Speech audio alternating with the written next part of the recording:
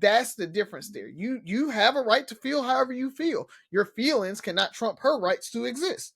And that's and I get it. Like you're saying, that is the argument that they're using for rolling back DEI and everything else. And that is our argument when we saying you shouldn't be able to do it. Your feelings of how it's DEI, it was designed to right wrongs from the past. Until women are 50% of high level executive roles, until black people are 14% of high level executive roles, DEI still needs to be in place. Until those roles in every facet of our society reflects our population, DEI should be in place.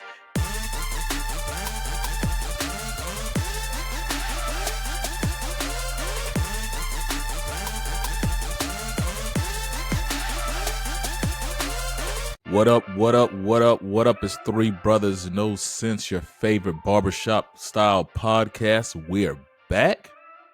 I'm Ferg, everybody's least favorite host with the most. Join my co-host Buff and Rozzy. Fellas, what it do? You heard, because I'm my mouth full. Okay, I'll go.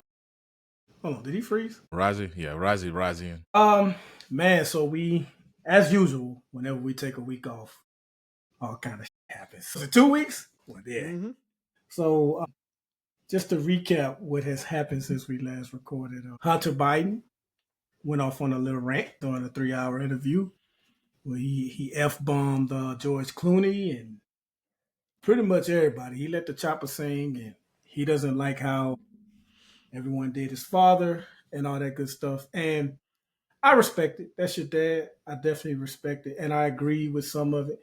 And I also kind of raised my eyebrow. Like, I think at one point he blamed Biden's infamous debate performance on Ambien. Said that he had just come back from, a trip from Europe and he was tired.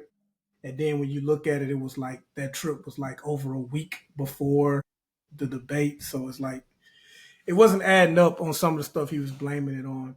And I'll say this too, I get him going at people. Again, I know that's his father and everything, but you got to kind of look in the mirror too, bro. You brought a whole lot of unneeded smoke on President Biden as well, bro. Like, and then you want to criticize people who've made money off Obama. Fam, you making money off your dad. You know you weren't qualified for that job you got that was paying you millions. Come on, bro. Like, it was, like I said, it was some good stuff in it, but it was a whole lot of the pot calling the kettle. So that's that. Calling. Yeah. South Park. They did what South Park does. Mm-hmm. There are reports that President Trump wasn't too fond of it. Didn't the White House make a... They tweeted about it, or yeah, Truth Social statement or whatever. Like, just yes or no? Did they go too far? No such thing. No. I laughed at it, man. But when they did the whole AI with him in the desert, I was like, whoa. They said that was practical. That wasn't even AI. That was the funny part. But it's kind of hard to criticize South Park when they literally going at everybody.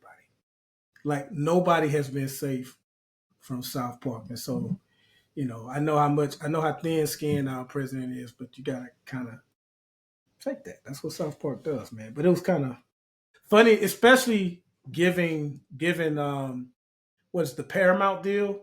Like, that wasn't like official yet. And, Steve Colbert had just found out his show isn't going to get continued after May of next year. And for them to be bold enough to put that episode out there, it's like, damn. But that was the beauty of the episode. It wasn't just going after Trump. It was going after how complacent the Republican Party is and how media. Just media in general. And spineless the government is. Yeah, people is just like, it was well written. It was pretty funny. I wasn't gonna bring this up, media, until Razio said media. But again, and I feel like I can do this because I've taken up for you, media. Where y'all at? Because I couldn't hear enough about how high grocery prices were when Biden was the president. grocery prices for a lot of products have gone up Yep. since Mr. Day One, I'll lower everything has taken office. And I don't hear anything from y'all. But that's Biden's fault. like, like it's come on, man. Let's show some fairness here. But the only other thing I got, man, is I actually wanted to ask you two brothers a question. I promise it's not gonna turn into a question. But as someone who doesn't watch anime, if I was looking to get an anime, what is the show that I should start with that would make me say, okay, I can Solo Leveling. Solo Leveling. Yeah. I do that, or Demon Slayer probably is another good one. I think anime is such a It's so broad. Yeah, it depends yeah. on So it depends on what you like. If you like stuff that's like so far fetched, goofy, it's like One Piece is very cartoony, right? The characters and stuff like that. I think One Punch Man is a pretty. If you just want action, pretty mid-level, good. Some cheesiness with characters, but it's somebody you can get behind. I mean, I'm staying big ticket Naruto, Black Clover. Yeah. That was a really good one. That was gonna be my next one. Yeah, Black Clover. So yeah, Black Clover is another good one. Is that cartoony, or is it kind of like a killing joke serious type of animation? It is. It's your traditional shonen. So shonen is your teenage boy, like, action adventure type thing. So protagonist that shouldn't be really powerful becomes like, works hard and becomes powerful, gets with a crew, and they're not dynamic is pretty cool, that type of thing. So it's that type of thing. If you want something that's more killing joke or serious, Attack on Titan is a really good one there. Which Naruto did you say first? You could do original Naruto, but Shippuden is probably your best bet.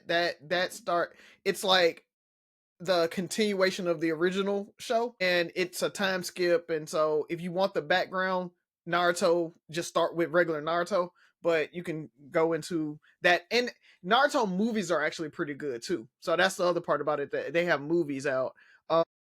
That's why I said Solo Leveling. You can watch Solo Leveling. They have a movie that recaps the entire first season.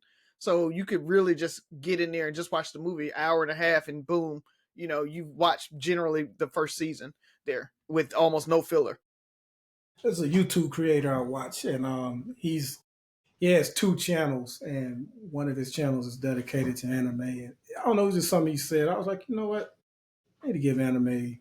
Yeah, anime can be pretty cool. Like, you get behind certain. I like Black Clover is probably one of my favorite anime I've seen recently. Yeah. Okay, appreciate it. I'm gonna have a lot of time on my hands with these 2 flights coming up. So yeah, oh yeah, I might check them out, man. That's all I got though. Yeah, those are some good ones. And My Hero Academia, maybe. It's yeah, it's some good fight scenes. It's like heartfelt, kind of the same thing that we talked about Black Clover. Like, the underdog it's character. Cheesier though. It's cheesier. It is cheesier. It's cheesier. Yeah. Some of the characters are cheesier. Yeah. So that's. And I like period pieces. I like things that have more of a. That's why Demon Slayer, I think you would like that. I don't even know. Jujutsu Kaisen's another one that's kind of cool. My Hero Academia is more. Demon Slayer is pretty good. Hunter x Hunter. That's one. It'll say Hunter x Hunter. That's a dope show. If you want to get into that one, Hunter x Hunter, but it's pronounced Hunter x Hunter. Yeah. All right. Is it on me? I just want to start with Timbaland. What about 7 Deadly Sins? Maybe too much. It may be too much. It's cool. I actually don't even watch it. Well, maybe, yeah. It's always one of us that had a computer problem. Yeah. But I like the shonen versions, like where you have the underdog and all this stuff. 7 Deadly Sins is pretty cool. It's older. It's a lot. Yes, Ferg, I heard you. 7 Deadly Sins. It's okay. I didn't so much like the second, third season of it. Yeah. It kind of falls off. So It's one of those things that watching the first season's cool, but that's about it. I don't think I got through the first 2 seasons or something like that. Mm-hmm. And then I got I think I was doing something that allowed me to watch it, and then I got sidetracked. But yeah, there's things another I one. watched Hell's through. Paradise is good too. It's a single season that just came out, so that one's good. We're done, Buff. We turn into a question. Okay. Yeah. I was just gonna say that's all I got. You can edit these out. I thought of one more thing too, man. I went to a flock forum for the Baltimore Ravens. It was just kind of cool because I've been told before that I ask good questions, but it was kind of cool that my question got chosen to ask the general manager of the team, Eddie DaCosta, EDC for us Raven fans. My question that I asked, man, the dude that was the MC, and he was like, and this question, I promise you, is from a fan, even though it feels like a seasoned journalist wrote it. And he was like, it's Byron Evans from Manassas, Virginia. I was like, oh. So I didn't even record that part, but I did get the answer that he said, but I missed the whole Byron Evans part. Hey, you should write their media team. We should write their media team and see can we get that clip because I'm sure they recorded it. That's right. You made that 32 on that ACT, baby. That's what I'm talking. Yeah. The number always going to be different, too. It's 32, 35. 70, 76. It's always going to be different. You give them ass fab scores. What you got, Rosin? AI. We talked about AI a lot, and Timbaland actually signed his first AI artist, and they dropped a track with them, and it's actually pretty dope. It's very much the Timbaland vibe that you would get from the 90s, early 2000s. So I don't know how much, it's going to resonate with everybody, but it's kind of cool to think that, songwriters now can write their songs and have an AI avatar sing it, and they don't have to worry about being an artist and the visuals and staying in shape and doing all that. They literally can write a song, drop it with an AI artist, and, get it out there for people to be able to watch the video and connect and all of that stuff. So again, they're starting to create these AI influencers and things like that. That's one new thing that AI may be taking over. I could see a lot more people using AI avatars as songwriters instead of giving them and selling them to, an artist to be able to go out and maybe that song makes it big with that artist or not. So just be on the lookout for that. But check out the artist. I can't remember their name, but it was an okay video and song that they brought out. And speaking of music, have you guys heard the YNB that's happening right now? It's young. So the YNs are taking R&B beats and singing over them to like swing on their ops or whatever the kids say these days on there. But it's actually pretty cool. I think I shared one with you guys where the dude had took Isley Brothers song and he redid it and was just talking about like going out and doing YN things. So that might be the new wave. I don't like the term YN, just throwing it out there. I know you. Yeah, we had that conversation, but it is what it is. That's what a lot of people call a certain subset of that generation there. But it's just kind of cool. So watch out for the YNB that's coming out there. We'll share a couple of those songs on the Three Brothers page there. And finally, we won't. First, like no. I'm fine with the songs. It's just as long as we don't give credit to YNs. I want to see my young brothers be great. Yeah. So you call them YBs, right? Like, yeah, whatever it is. So we're rephrasing it in. Yeah, young king mentality. Yeah, I like it. And finally, man, I don't know if you guys have seen, Alabama has loosened their graduation requirements. So you can graduate, they're calling it a workforce pathway, where you don't have to like make A's in certain maths and sciences and things like that in order to graduate. Come on, like high school or University of Alabama? No, high school graduation. So in Alabama, they've loosened the graduation requirements so that you don't have to have that to graduate. And basically, it's like a trade school or a tech track where, hey, if you're not going to college and you don't need these things, you can still graduate for a trade. And so I think it's a good way for people to be able to graduate without having to go to those advanced maths and those advanced sciences because they may not use that. I will say that you cannot use that degree or that diploma to go to college. So if there's ever a chance that you may want to go to college, go to community college or whatever, Do not go down that pathway. And so I want our listeners out there, I want parents out there to understand what these requirements are for this pathway.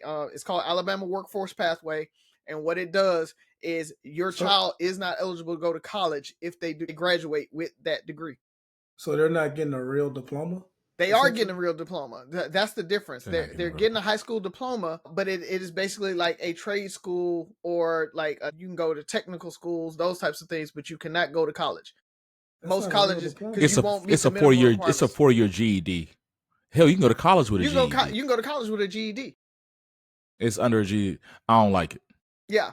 And so I don't like it. I mean, that's why I wanted to put it out there to a lot of parents who might not understand when their kid says, yes, I'm going down this track. I don't have to take that science. I don't have to take that math. And just understand that you are not eligible for college based on that.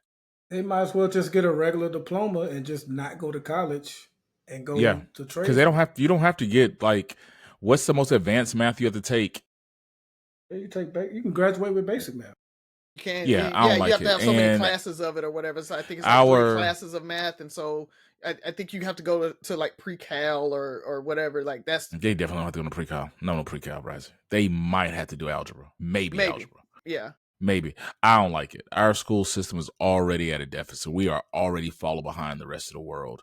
Alabama, love my state, but we're already grossly behind. I think we're the second or third worst education system in the country. We don't need to do anything else to put our young people further behind. And as great as it sounds, I can almost guarantee there's a target audience for them that they're looking at who are going to get these so-called degrees. Mm-hmm. And so I don't like it. That's a whole nother question. I don't want to go over and rant, but I don't like it. Other than that, that's all I got, man. There you go. Yeah, I was kind of like, I was nodding my head at first, and then he was like, you can't go to college. I'm like, what's the point? I mean, even that, it's just the fact that, I mean, I was looking at something because I deal with youth a lot, and everybody's not, college isn't for everybody, or college might not be for everybody at that time. There's a lot of people who go back later. There's a lot of people in the military that go back after college. They join the military and then they come back because they're a little more mature. They've learned some life skills. They've seen what the world is out like that.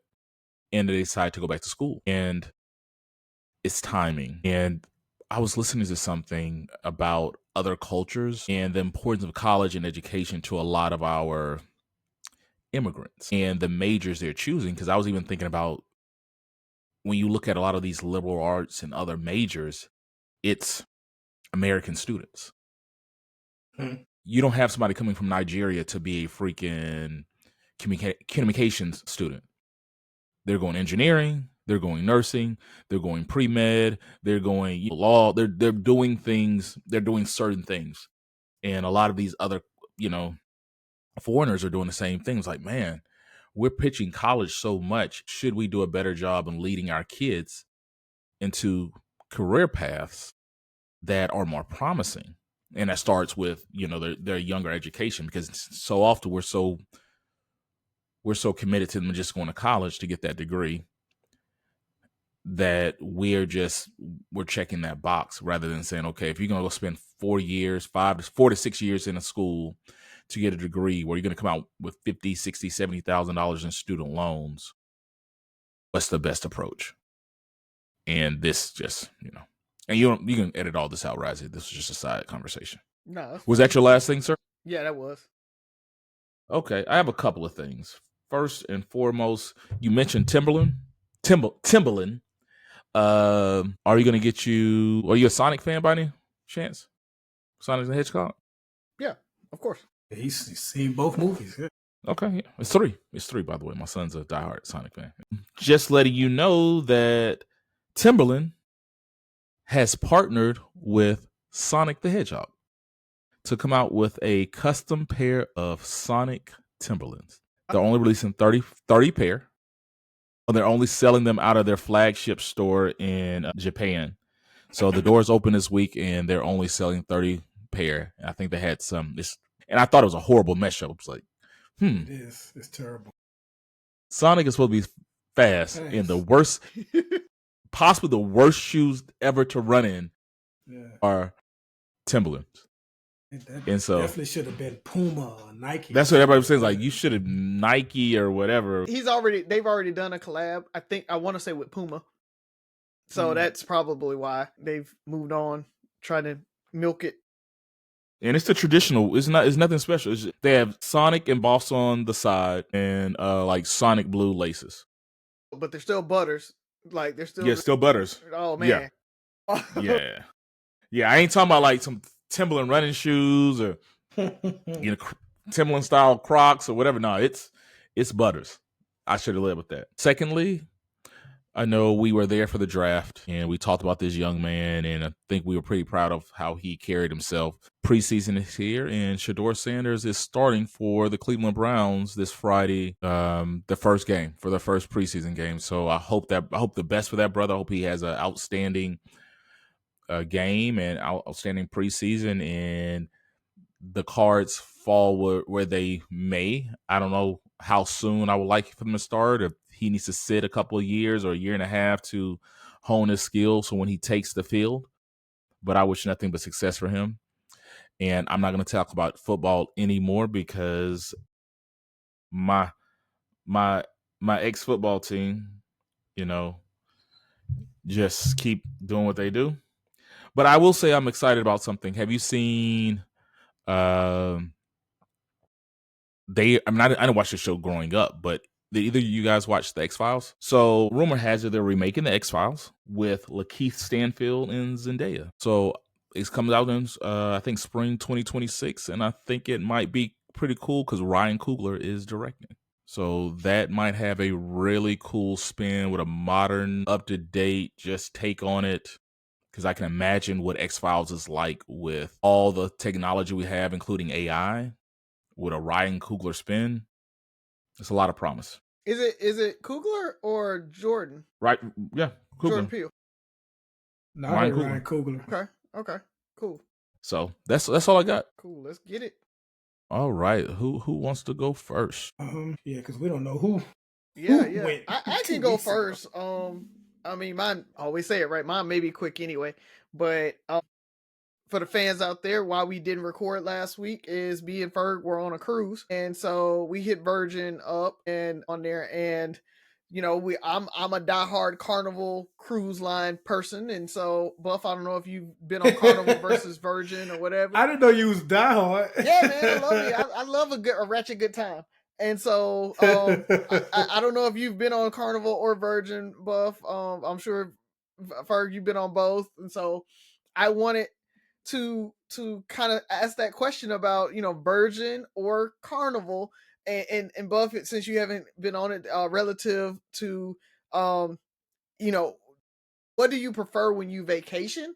Is it to like turn up and like yell A the whole time, or is it more to relax and like you still have fun and all of that, but at the same time it's not on 10 100% of the time? You're not gonna have anybody outside of your cabin like yelling and breaking up and arguing and stuff on a Virgin cruise, right? And so I think that's all kind that of stuff, the fights and all that stuff. But what do you prefer when you vacation? Like, that's the question. I'm 44 years old, dog. That should like tell you your answer right there. Now, I do want to have turn up moments. So like when we went to Cabo, we left the resort and we went to Rosa Negra. Awesome place. Awesome, great food, party atmosphere, music, like the vibes was vibing. But I don't want Tell me more about this music, Buff. Was it like Sexy Red, The Baby? Like, what kind of music were they playing? They were just playing good music that you can vibe to, or was being it in like Mexico, hood? Hip hop, good hip hop. Yeah. They play like some old school R&B too, like Poison, that type of shit like that. So Something I that want can turn cater up to all moments. types of crowd. Yeah, I won't turn up moments, but I need my downtime on vacation too. Okay. What say you? I'm Virgin all the way. Not even just Virgin all the way. I want some place where I can dictate how I want to spend my vacation. I don't want the way you want to spend your vacation to impose on my vacation, because I might want to sit by the pool and relax. But because y'all decided to have a Where Them Fans At contest, I can't enjoy it. Hence why Carnival has banned certain things, because people, even though you have the right to enjoy yourself, you want to turn up and be ratchet, that has nothing to do with my desires. And I'm really big on the fact that I don't think people's wants should impose or impede on other people's wants, right? So if you want to have a turn up time, if they create a turn up cruise ship, or if that's what Carnival wants to be, then that's fine. I'm 44 years old too. If there's moments I want to be ratchet and go hood, like I'll go to a certain club, because that's what the expectation of the club, that club is. This isn't a club. This is a cruise ship with other passengers who have booked a vacation to enjoy themselves, pay the exact same thing you did.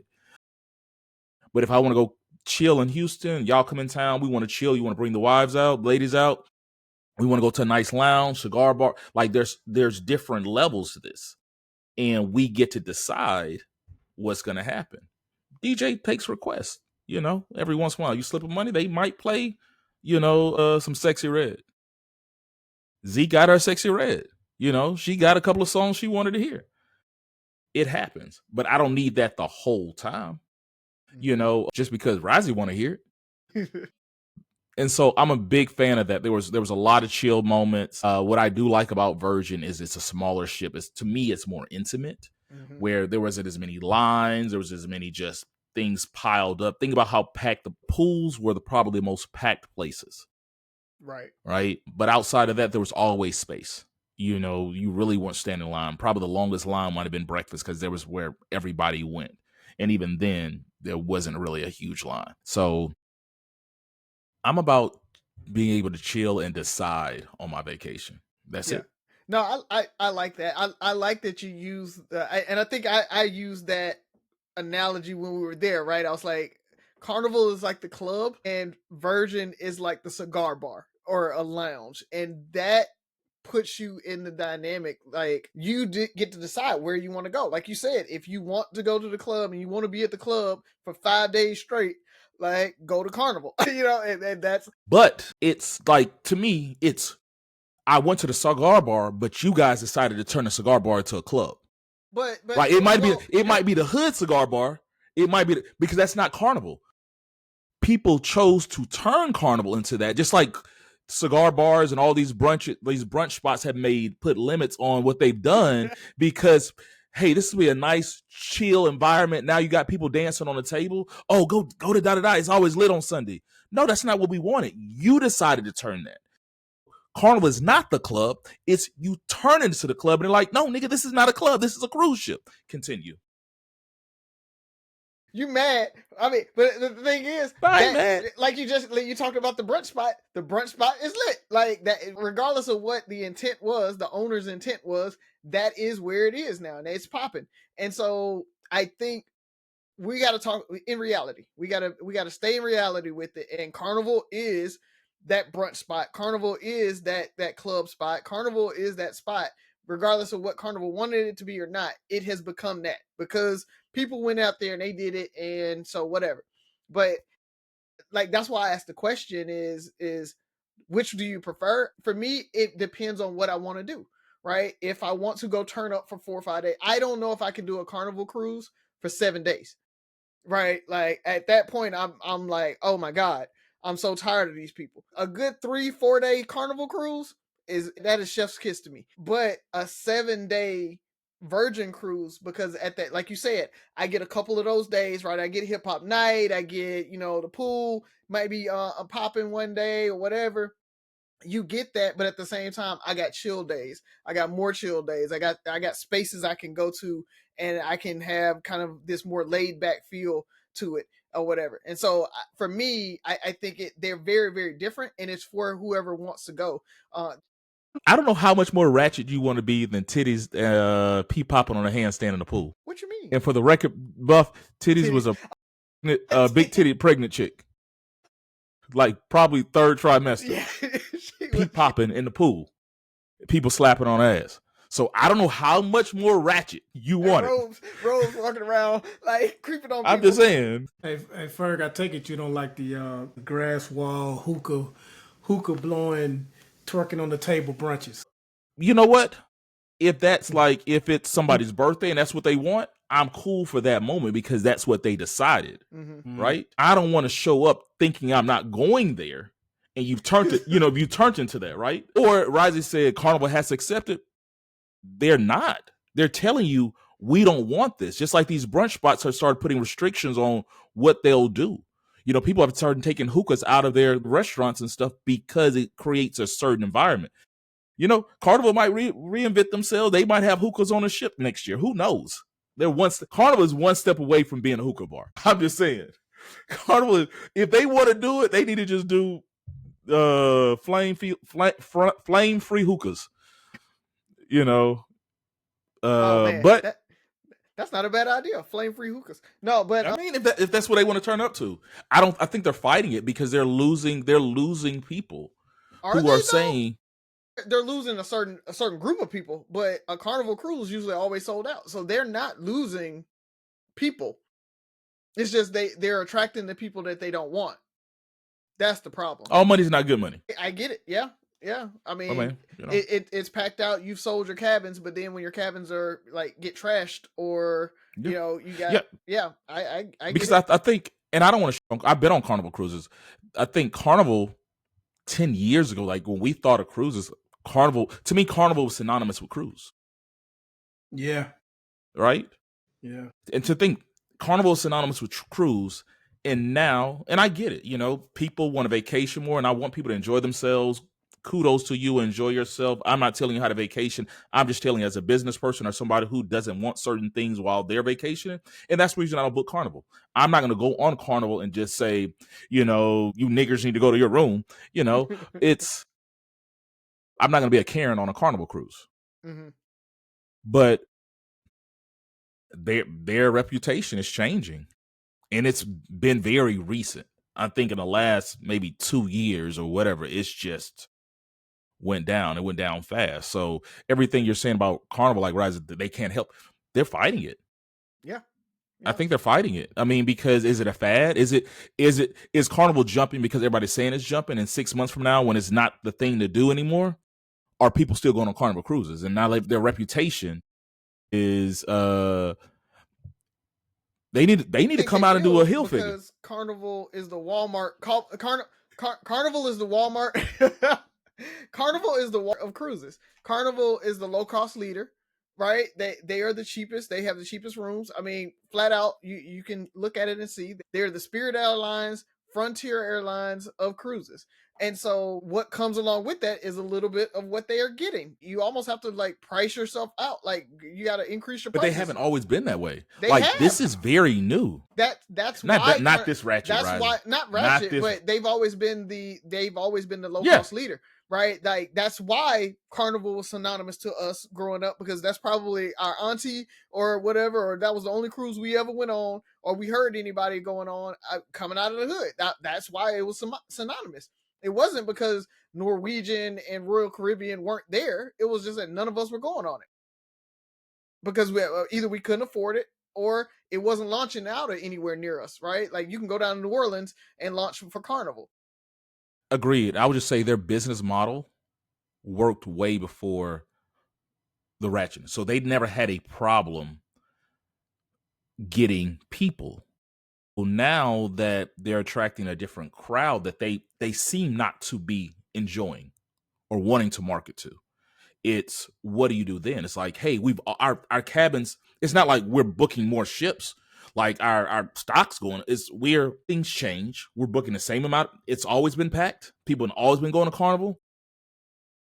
And now they might be losing people. They might be losing people who might have, 5 years ago, if we were going to take our kids on a family vacation, hell, 5 years ago, we probably took our kids on a family vacation to Carnival. When we did the SWAT cruise, 7, 8 years ago, we chose Carnival, right?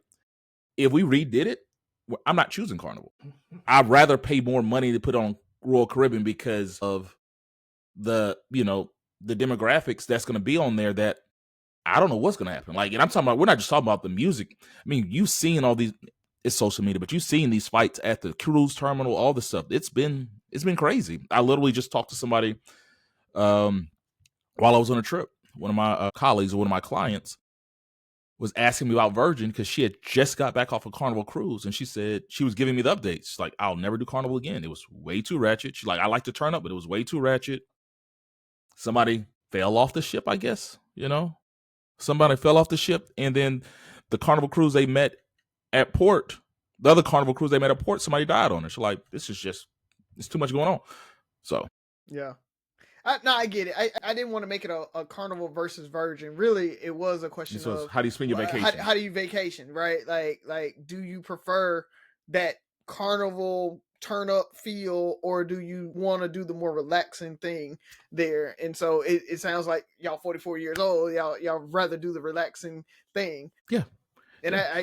I get it. I get it. And that's I have a very short time limit of if I want to turn up, because for me, I don't go out much, right? Like, I don't turn up. I don't really go and do those things. So when I go vacation, a lot of times I am looking for the turn up spot. Like, I want to come to Vegas with y'all, right? Like, I want to go do that. Like, when we go to Vegas, we turn up. We do it big. I want to do those types of things. So for me, vacationing is that turn up. It's not the wind down.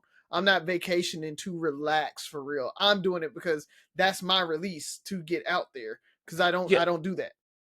But even with Vegas, you're gonna have some downtime. You know what I mean? Yeah. Like, we're not partying that towel. and that's what I say. Like, so how much more partying do you want to do?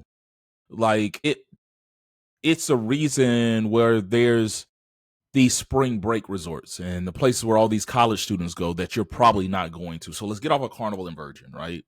There's places where you like, but if you mentioned Cancun, I know Cancun is still like super touristy where it's a bunch of college students, but a lot of people are changing where they go in Mexico now. Like, I remember being a kid and wanted to go to Cancun and all this stuff.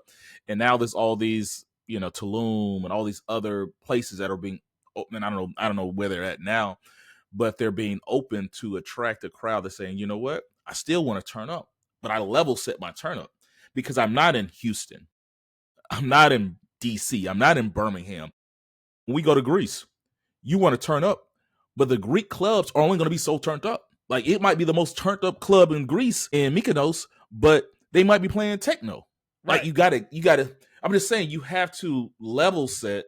It's like, man, I want to turn up. Dude, they probably will play some, Sexy Red or whatever, Lotto or whatever, but it's not gonna be all night.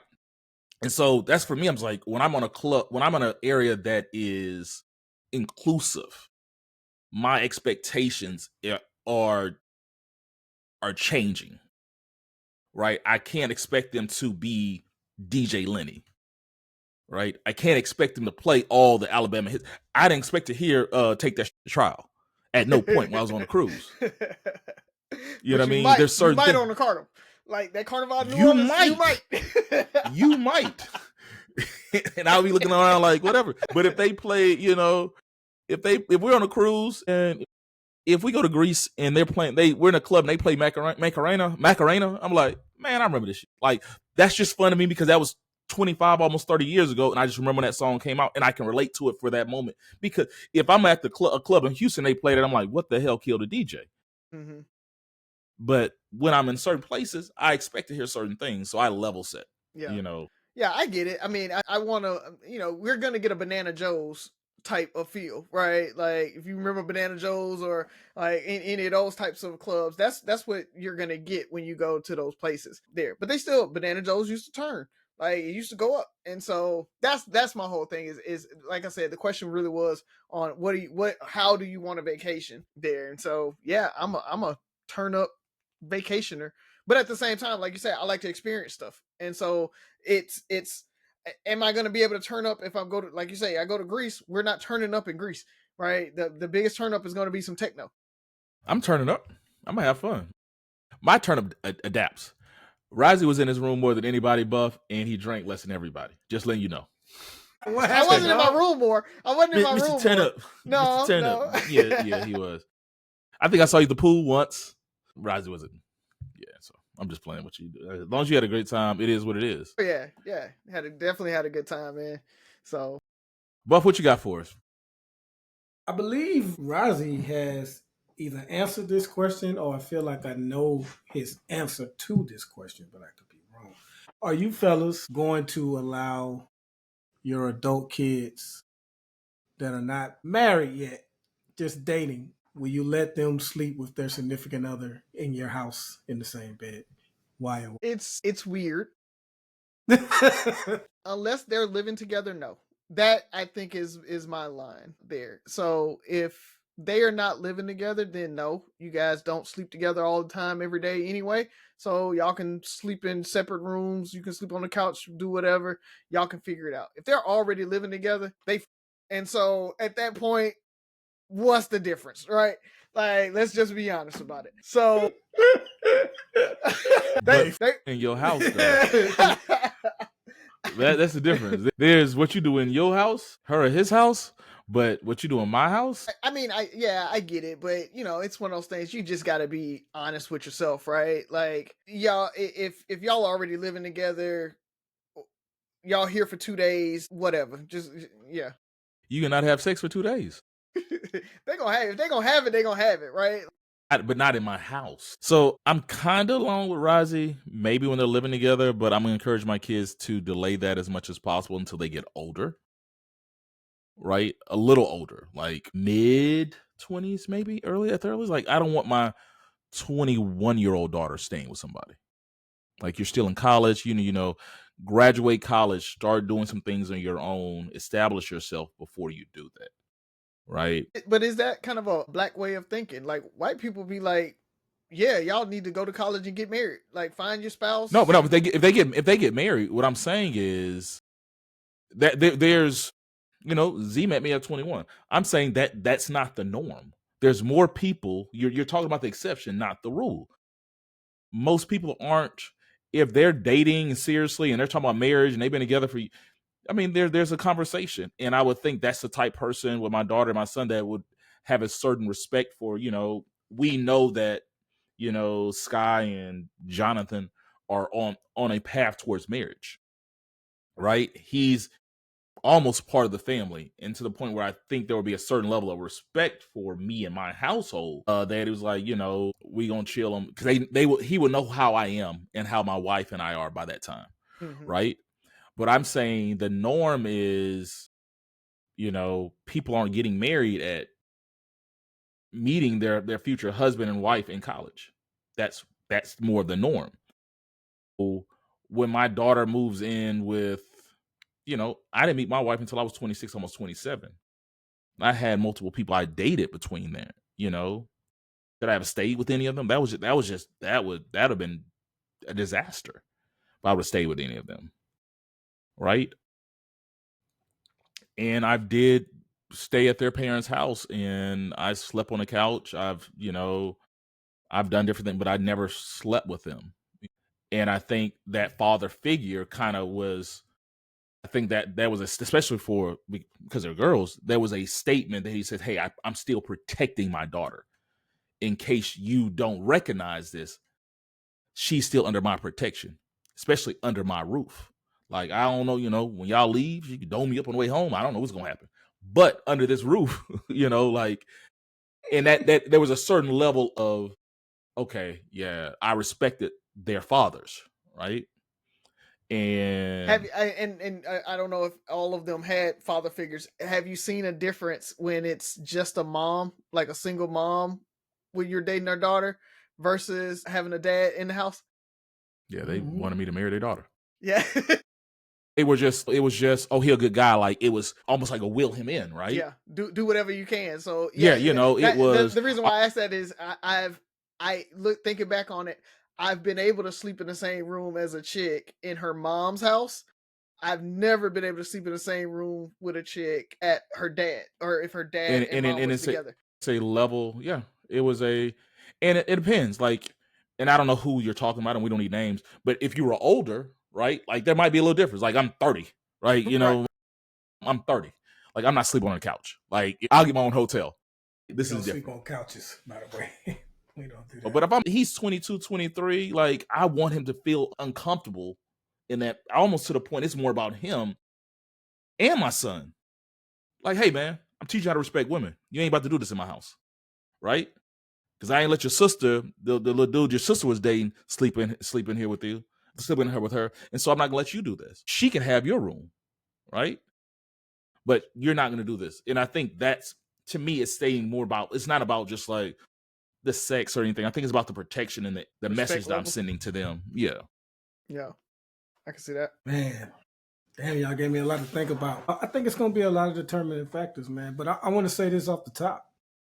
I'm going to assume and I won't even, it don't have to be specifically about my child, just in general. If your child brings home somebody to not only meet you, but to stay overnight or for a couple of days, that means that is an extremely serious relationship, and discussions on moving to the next level have been had. In general, I know there's always exceptions for it. So I would hope that that young man would at the very least be hesitant to sleep in the same bed out of respect for me, out of respect for her parents. Not like you know, be a little bit apprehensive about that. But yeah, age is going to determine. There's a big difference between 21-year-old Jasmine, 37-year-old Jasmine. It's like, and then I think Rozzy made a good point on if they're living together. But even with that, if that's something I don't approve of, I felt they dated for a month and moved in together. And I'm like, oh, that's a bad idea. Y'all not gonna do that when you come here, right? So even that plays a part. So it's just a lot of determining factors, man. But it's just something I've eased up on because at one time I was like, no, gotta be married. And I remember Tav's mom didn't allow it until we got engaged. Like we had a wedding date and everything. I think we came home to get fitted for my tux and her dress and things like that. So I guess in her mind, first off, y'all already live together out of town. Mm-hmm. You're 6 months from getting married. What the hell? You might as well. But I think I got some religious family members, like maybe even my mom, I can't remember, that would have been like, until you get married. No. Yeah. And I don't even think I have the same family members, right? And I've been home. I brought people home that, we didn't talk about certain things. We were just dating, right? Rozzy, I wasn't big on titles. So, hey, this is da-da-da. This something like a lady, this date. Nobody ever asked who she was. This is who I'm bringing home. But I think we brought religion, and not saying it's wrong. I don't want to just say it because religion, because I think we do or don't do a lot of things just because we're told not to. I'll double down on I want to set a mindset. I want you to recognize who me and my wife are and the values that we have. It's not a religious thing. It's a protection thing, expectations things. Even you talked about Jasmine and daughter. I think all of us probably instantly went to our girls. But like I said, I have a son, and I would want my son to carry that same mentality. He's not sleeping with her in my house. The same thing when he meets a girl and he goes to meet her parents. I would want him to say, hey, I'm where can I crash? Hell, do you even need to get a place of your own? Because there's some people that might even let you stay there. Mm-hmm. Yeah. It's a lot of things. And that's just like, hey, if you're not engaged or married to my daughter, you can't sleep under my roof. Don't get in your feelings. That's just somebody setting an expectation of how I manage my household and how I protect my kids and my family and the things I allow in my house. Right. But I will say, but that was also that was also visiting. They're visiting. Haley lived with you. That was a little different. Maybe it's a little different. I don't know. But that's a little different. She's staying with you 24/7. This is, where else is she at his house or he gonna be over here? But for me, visiting is different. I'm gonna set for those couple of days I have you. You gonna understand that this is what I expect to see when you're around my daughter and my family. We've been going for 2 weeks, Raz. We got time for more or what? Yeah, let's do it. Unless you ain't got nothing. If you ain't got nothing, we can close it out for her. I mean, we at 53 right now, so. Let me see. Give me a sec. Yeah, let's get the people what they want. And folks, we'll let you know we got plenty of content from this cruise. So we're gonna post so much. You took good video. Yeah, we got a bunch of little clips here and there since because we were gonna try to record while we were there, but it just never kind of worked out. So time was it was different, bro. Like we'd be out to 2, 3, in the morning, like just on the cruise, and then you sleep in, then you going on the excursions, those types of things. So we were going hard. So Ferg talk about me being in the room. I know me and Leah did a day where we were like, we're just hanging in the cabins and watching videos and stuff like that. Like we left and got breakfast, went right back. No, actually, we got room service, so we ordered breakfast and didn't leave until like 2 o'clock when we wanted to see some little show. But we just sat in the room the whole time. So it was like we had to recharge. Then we were good, ready for Bimini. Rise, I feel like we had a good conversation on the boat about, was it about parenting or? Okay, I think we all would consider ourselves pretty open-minded people on this show for the most part. We are very accepting of people's life choices and their beliefs and whatever. We've talked about trans, we've talked about the LGBTQTIA community and things like that. And I don't think any of us have a problem with addressing them, respecting them, and allowing them to live their lives. I think we had the asterisk episode where we talked about, like maybe sports and certain things where like, hey, I'll treat you, call you whatever you want, but hey, when you square up, you a nigga, whatever. So we all have young kids, and we talked about wanting to protect our kids and teach our kids something. But what happens if there's a situation where, let's say, Jasmine is at school and there's someone in her class who's transitioning to a woman, and they're in the same bathroom, they're in the same locker room, whatever, and she begins to feel uncomfortable with that situation. Like, Daddy, I feel uncomfortable having Janice change in a locker room with me. How do you handle those moments where you want to be accepting, but you also want to be protective of your kids? The first thing that comes to mind is I think I would try to get to the specifics on why she's uncomfortable. Mm-hmm. Is that person looking at you a certain way, or or is it just simply that is a biological boy, even though he's transitioning to a girl, and you're uncomfortable with an opposite sex being in an intimate setting like that with you. And once we get to that, then I would try to find some solutions. There, I assume you're talking about at a school, right? So, is there a different bathroom you can use in the case of a bathroom? As far as the locker room, maybe because we're talking about like sports or just PE or whatever, is there a way that that person can go before or after?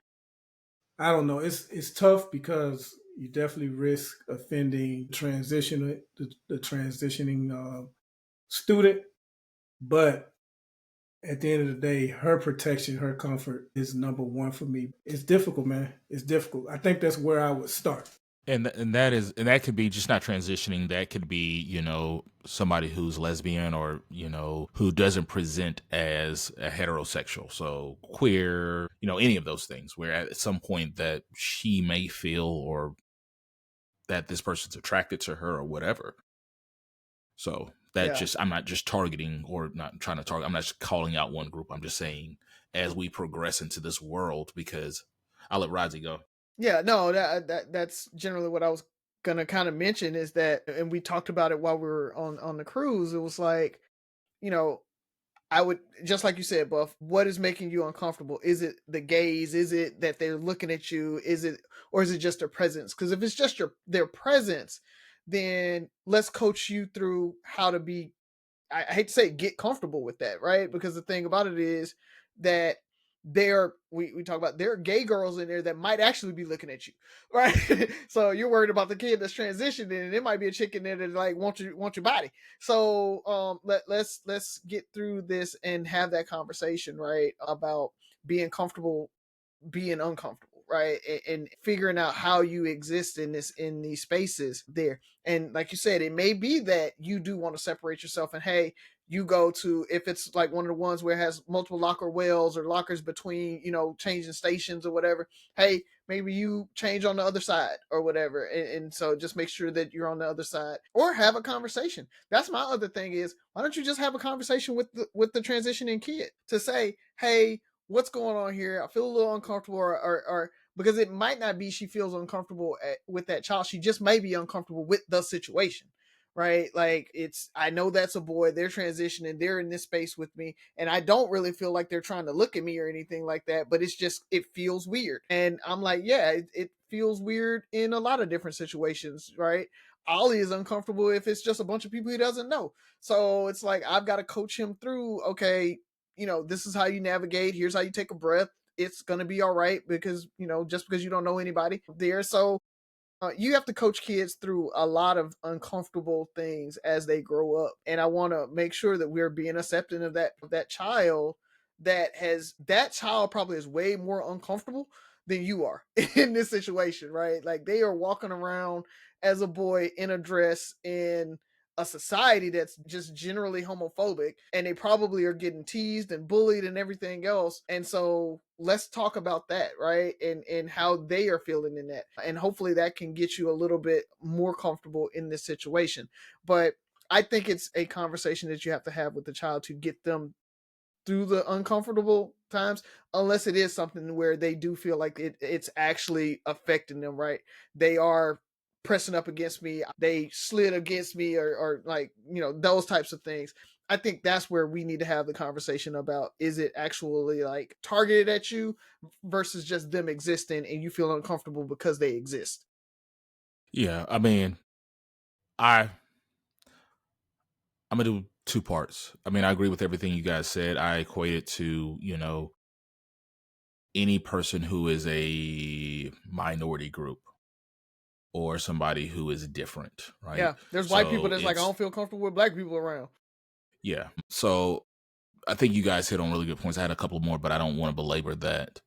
What I will say is I'll be devil's advocate in the point, at what point do we feel like we're forcing things on our kids? You're forcing, sometimes you just don't know. And it's because our belief is our belief. It's just like, it's no different, not much different from like, boys shouldn't cry. Like, you're forcing Ollie to be tough. You're forcing him to accept the way the world's going to look at him. You're forcing this. Is it a, do you accept them for who they are? Maybe they are just uncomfortable. Maybe that's their true nature. And how do you Well, deal with that? And she just got to be uncomfortable, because life is going to present you okay. with many opportunities where you're going to be uncomfortable. And you, like Rozzy said in his answer, you're going to have to learn to be comfortable Okay. being uncomfortable. Mm-hmm. I figured you were going to say that. Actually, it's funny. And so my thing is, life is going to force you. And I think that's something we always say, well, life's going to force this on you. And sometimes it's, well, Is why that force right? something else? Why force Yeah. something else on them, right? There's always, you're going to have a bunch of challenges. Why is, if I can't protect you all your life, right? If this is the one out of the 100 arrows that you're going to face over the next 5 years, if I can shield you from this one, because those other 99 I can't help. Right. Well, So but you're talking about shielding them. Yes, I am forcing them. I'm forcing them to be tolerant. I'm forcing them to be accepting. I'm forcing them to be good people. That is me training them to be the person that I want them to be. Right, and that is a parent's role, is to force them to be, and right or wrong, me forcing them or me training them to be tolerant is how I want to raise my children. Those are the values okay. that I want to still instill in my children. There are people that are saying that tranny shouldn't be in that bathroom with you, and they're telling that kid that. And there's kids that are going to go to school and they're going to say that to that trans child. And so I'm going to teach my child that child has a reason, or a ability to exist, and they have the right to exist in that space, because that is life, that child is going through, and they're doing that. So Dad, I agree with you 100%, because I think you're going all the way. You're making your child a villain. And I think we had an episode where we're talking about, I'm 13% homophobic. So at this point, like, they have the right to be in the bathroom, but I'm just saying I'm still a little uncomfortable in this situation. Like, they can go to class with me. They can go to the same bathroom, but when I'm changing and I have a 10-year-old daughter who's developing. She's already, her body to her is already awkward, whatever. So she's going through all these things. She's scared if anybody's looking at her, right? Mm-hmm. And so now, because, I'm protecting her from her, her awkwardness at this stage, This is just another thing, right? So in this, we're telling her to be 100. We're about to cancel. You're about to cancel your child because they're like, hey, I'm 12% racist. Yeah. I'm Well, 12% and homophobic. no, I'm 12%. that's the And thing. so do I'm they not have gonna the cancel them, but do they have the right I'm to gonna be have that those 12%? conversations. And they 100% It's all or nothing. No, I'm not saying it's all So or nothing. What if I'm she's saying, saying hey, is, I don't want this, I'll use one of my homeboys. She in the bathroom with me or whatever. When I'm changing in the locker room, that's it. Like I play with them in the gym. I pick them first because they really good at football. All whatever it is. But when it comes to this is where I draw the line. Do I have the right in that situation to say, hey, I have my rights to feel comfortable in this environment just like this person? you have your right, and then this is exactly what I'll tell my child. You have a right to feel uncomfortable. You have a right to your opinion on it, but that person has a right to be in that space, and so you have to deal with it. You can be uncomfortable. You can be that 13% racist, but you got to be uncomfortable with that racism or that sexism or whatever it is. I don't even know what I that know, is. I know what it is. I just, it's the ist. It's the ist. Yeah. So, but that's what I'm gonna tell them. It's like you have the right to feel however you want to feel, and your feelings are valid, right? But like we said, you just got to be comfortable being uncomfortable with that one because that's not gonna change because that person has that right to exist. So I don't have the right to feel comfortable. You do. You just don't. You just told me I didn't. Your comfort can't infringe upon anybody else's rights. Well, her rights infringing on my right to be comfortable. You just said I can't infringe, but she can infringe. No. I said you can. You can be uncomfortable, but she has a right to exist. And I have the right to be comfortable. Yes or no? Help me understand. Comfort. There's not always a remedy to alleviate the uncomfortability. Mm-hmm. Sometimes you have to deal with that. Is life.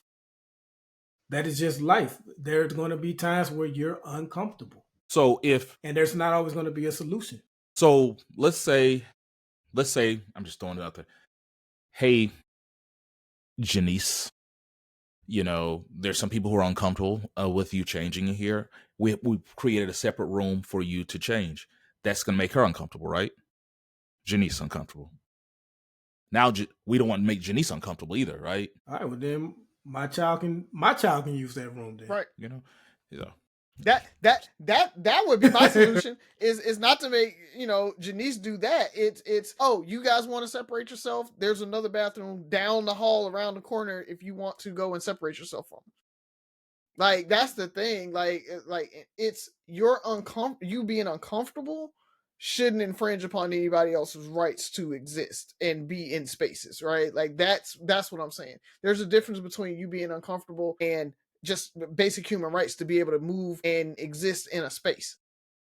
I think I would tell her too, there are probably going to be times where people are uncomfortable with her.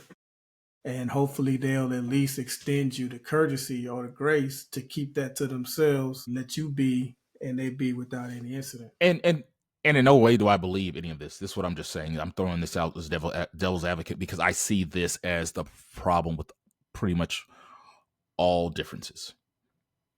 Mm-hmm. Is when people feel that I don't have the right to be comfortable. You're telling me I have to just accept everything. And I think that's two different things though. Because you do have the right. Nobody's telling you not to be uncomfortable. What we're saying is there's nothing we can do about what's making you uncomfortable. But we're not saying, hey, how dare you be uncomfortable? You can be as uncomfortable as you like. Yeah, I just got to sit in it. Yeah, but we're not finna kick this person out either, just to make you comfortable. So, and that's the thing. That's why DEI has been rolled back. That's why, like, people feel like I don't. You know how hard it is to be a white man, a heterosexual white man today. I can't say anything. I can't believe this. I can't believe that. That's how they feel. That is their argument. Mm-hmm. This Janice argument is their argument. It's the country, huh? We used to be a proper country. Yeah, this is their argument. Like, hey, I'm 13. I got black friends.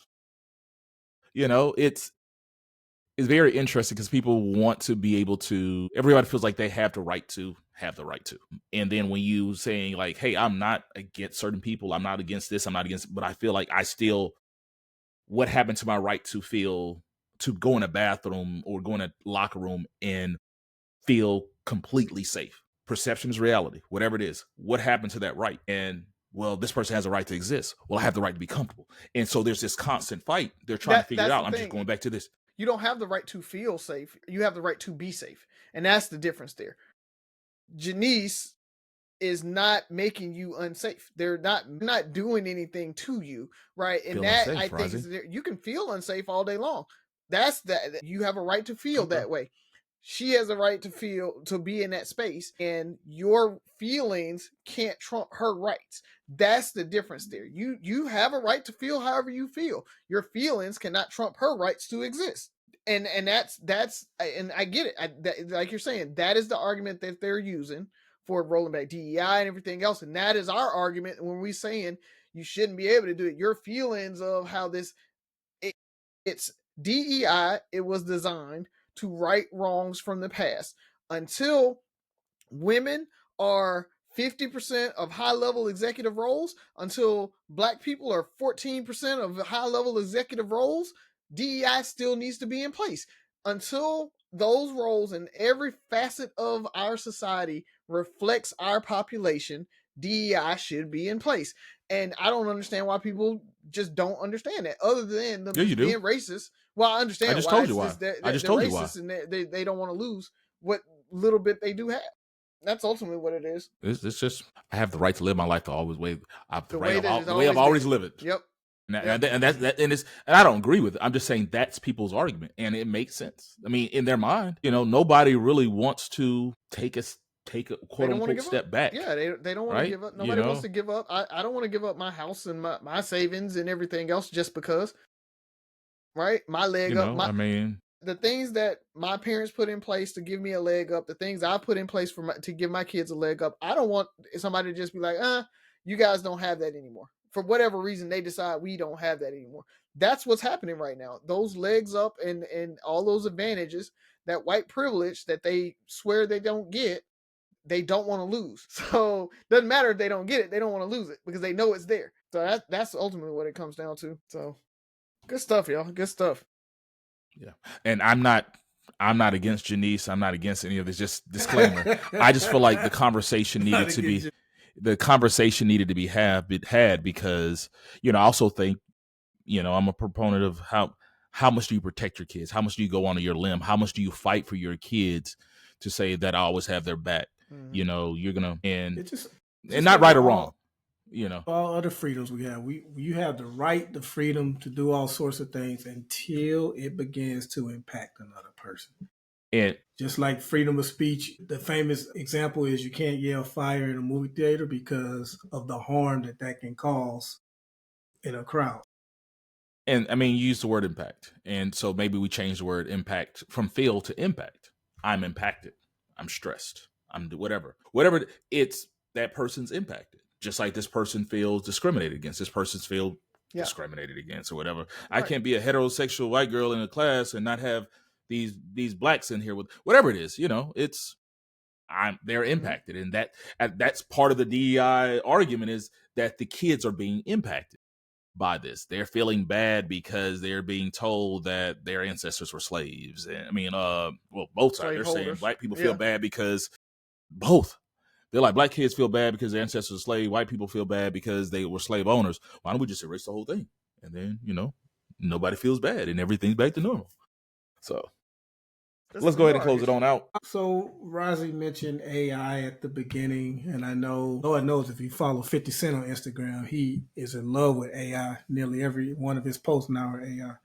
So AI is definitely taking off, and I don't see it slowing down. But just like with this cryptocurrency, it is causing a strain on electricity, and in fact, AI is now driving up the cost of electricity bills for some people in certain areas. These people with these data centers, it takes a lot of energy to create, to support these systems that do these AIs. Also with cryptocurrency to create a Bitcoin and things like that. It really drains our electricity. So while we love using it, maybe seeing a higher electric bill. While we were gone, it's funny too. Well, not funny, but we had just talked about, our favorite sitcoms And obviously, I think Cosby Show might have made all three of ours, if I'm not mistaken. And we lost a titan from that show, Malcolm Jamal Warner, man. So I know everybody have said their rest in pieces, but just officially from Three Brothers, man, rest in peace. And it was just kind of cool. My coworker mentioned this. He was like, I didn't realize the impact. I didn't know this many people would be this impacted by the death of him and how much his character meant to them. And I'm like, I think because of what that show meant to people, and then the so-called hero of that show is now fallen in Cliff Huxtable, you really only have Theo as the male character to like really look at, and a lot of young men related to him, man. So it was just sad to lose him, especially how he died. And I hated to see people speculating, did he kill himself? Was it on purpose? I just always say, I know most families know not to look at social media when tragedy hits them, but try to post as though those loved ones are gonna see that type of stuff, man. Right. Like that's like that's something that can be said in a private chat. It don't need to be out there on the internet, man. But internet gonna internet. And last but not least, man, I know summer's winding down, but we still got a few more hot days. I just want to tell everybody to take some time and drink some water, man. Let's all drink water and calm down. Ferg mentioned his Cowboys at the beginning of the show. Not my Cowboys. His ex. But everybody's just, we got Jay-Z versus Jerry Jones versus Michael Parsons, Jerry Jones versus Dez Bryant, Nicki Minaj versus Dez Bryant, Charlemagne, The I guy. don't call him, Yeah. versus Trump. Like, everybody's just like, everybody just calm down, man. Let's just cool off. I did tell you that the Cowboys are a microcosm of America. I did tell you that. You did say that. Yeah. You did, man. Just when you thought it's like, okay, it's not even preseason. What can go wrong? Crime rates go up in the summertime because people is hot, frustrated, man. Everybody arguing. Everybody just relax. There's no way Jay-Z and Jerry Jones should be getting into it. And after Dez Bryant said, "I'm a fan of yours," I guess Nicki skipped that part and just went straight to the. But I just wanted to put that out there, man. Everybody's not getting along right. Yep. Couple things I got. First of all, Contentville, what up? You guys make sure you check us out on Inspire You on Air. That app, download that. Check us out there. Any other podcasting platforms, as always. I want to shout out to the Texas Democrats again, fighting tyranny by fleeing. They have fled. They have fled Texas, and because they were fighting the gerrymandering that's happening there, and so Texas has put warrants out on their arrest to try to get them. Trump has said that he about to bring in the feds and the FBI to go get these folks and bring them back to Texas, which I don't know how that happens, where you can be like, oh yeah, feds just go pick up people and kidnap them. But Trump kidnaps people. He doesn't really care. So that might be happening, but it's just that is the craziest thing to me, that politicians have to leave a state, which has happened a lot of times, actually. So that's not rare for folks to leave the state so that they don't get a quorum, so that, it's almost like a filibuster type of move in that. And that's generally what they're trying to do. And it's because Texas is trying to redistrict and I think give +3 to +5 Republican seats. That's huge. And so I'm liking what California and New York both have said, that they're going to do the same to keep the seats about the same in the House, based on they will gerrymander to counter what Texas is doing. So it's a little soap opera drama happening right now, but just shout out to the Texas Democrats for just fighting a good fight, man. And finally, we talked a little bit about anime. I want to say this is the craziest thing. One Piece and it's a pirate show for anybody who doesn't know, and they have a Jolly Roger, and flying the One Piece Jolly Roger in Indonesia has become illegal, and they will arrest you because it has been used for protests against their government. And so the government actually made the One Piece Jolly Roger illegal. So if you're flying that, you will get arrested by their government for protesting them. So that's pretty dope. That's crazy. Yeah. Anime, extends beyond just the cartoons and stuff. Well, Rise, you stole a lot of my thunder. I'll just recap really quick. Texas is out Florida right now. It's just that, I mean, that's just you said it beautifully. It's just it's scary. It's scarier than just being Texas, because if it happens in Texas, it's going to be like the space race. It's just going to happen. And that we talked about the election. This is another way that the election is just going to be very, very crazy. Quick shout outs. Shout out to my goddaughter for her birthday. Yeah, we're recording on Tuesday. Today Tuesday? Mm-hmm. August 5th. She just celebrated her 12th birthday. Yep, you actually said it right. Yeah, her 12th birthday. Because for a second I thought she was 13, so I gave her 12 again. I was happy. I was happy when I realized she was 12, and I'm like, I'll give her. Yeah. Her 12th birthday. It's just been I was looking at the post you made for her, and it almost brought me to tears. It's been an honor watching her grow and just watching her become Sophie. And she's just such a beautiful young lady. And that's my Sophia. And same time, the anniversary to my beautiful wife, Sabrina. We just celebrated 13 years of marriage on Saturday. So, for somebody who never thought they were getting married, 13 years, I say it all the time. I'm more in love with my wife. She's more beautiful to me today than she was the day I met her. And that is a true blessing. I always tell her that when she gets on my nerve, disclaimer, I'm blessed that I'm not living the norm. Like, I truly have a blessing for a spouse, and she makes loving her and being married a lot easier than it should be. I don't know if I could have did this with anybody else. So happy anniversary, babe. Love you. And with that being said, 3 brothers, no sense. 6 rules of podcast. Listen, like, share, subscribe, comment, and most importantly, listen again. Talk to you next week.